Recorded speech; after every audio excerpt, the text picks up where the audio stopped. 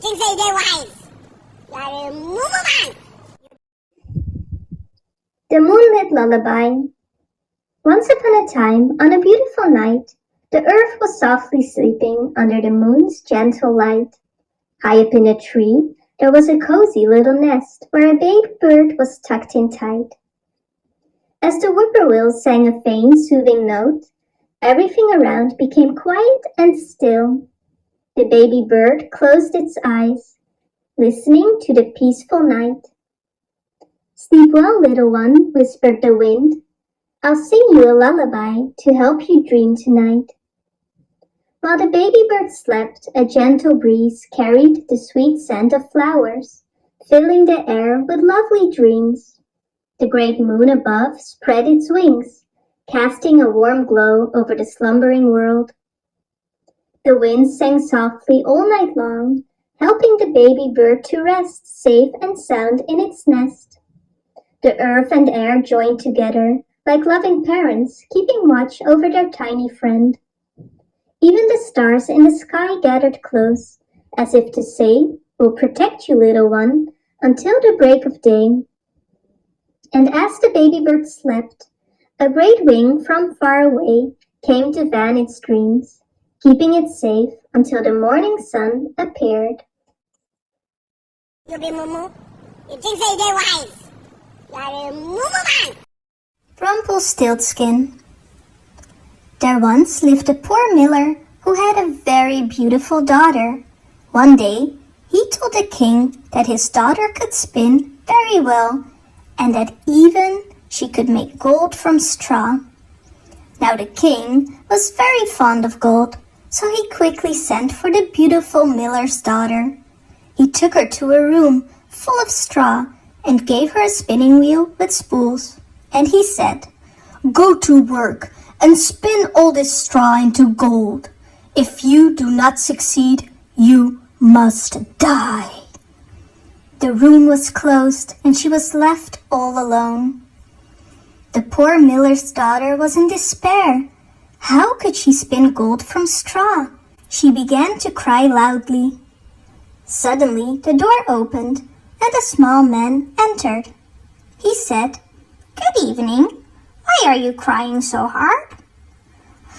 "Oh," said the girl, "I have to spin gold from straw and I can't do that."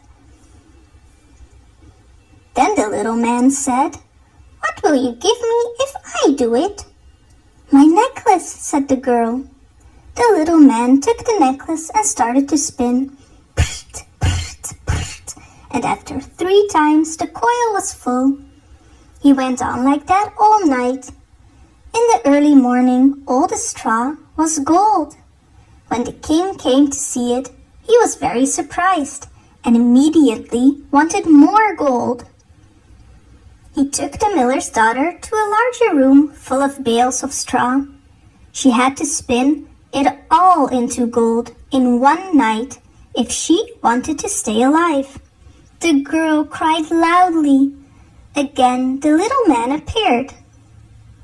"What will you give me if I spin the straw into gold?" he asked. "My ring," said the girl.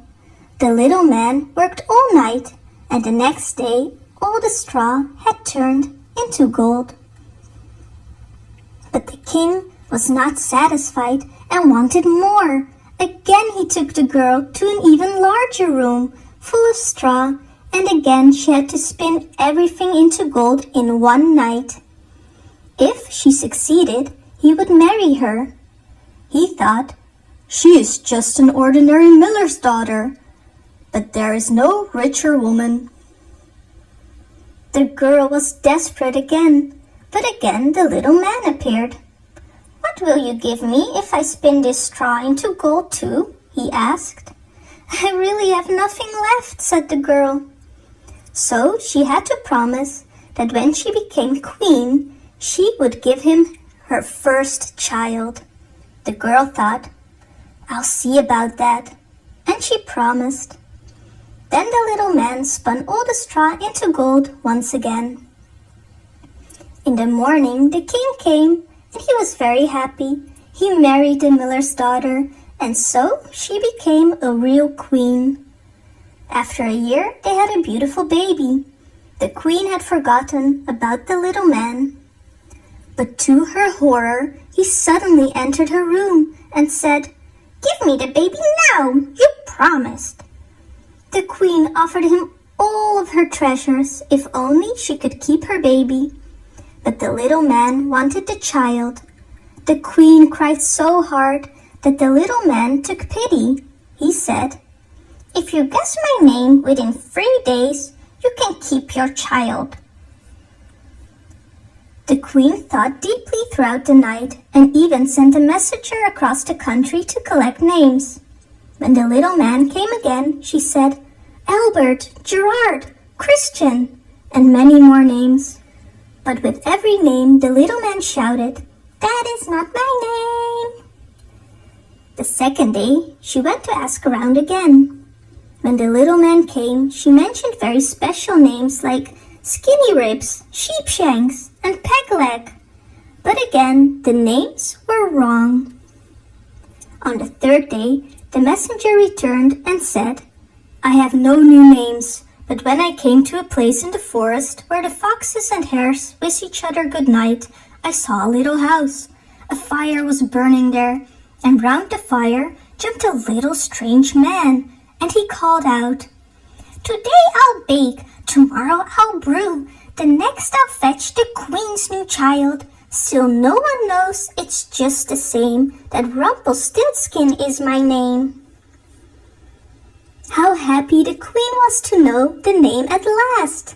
When the little man returned, she first asked, "Is your name Geese or Gert?" "No," said the male. "Are you called Rumpelstiltskin then?" "An evil spirit told you that," cried the little man furiously, and he stomped his right feet so hard on the muddy ground that he sank down as far as his waist and was never seen again. You be moo. You think say they wise? You are a moo man.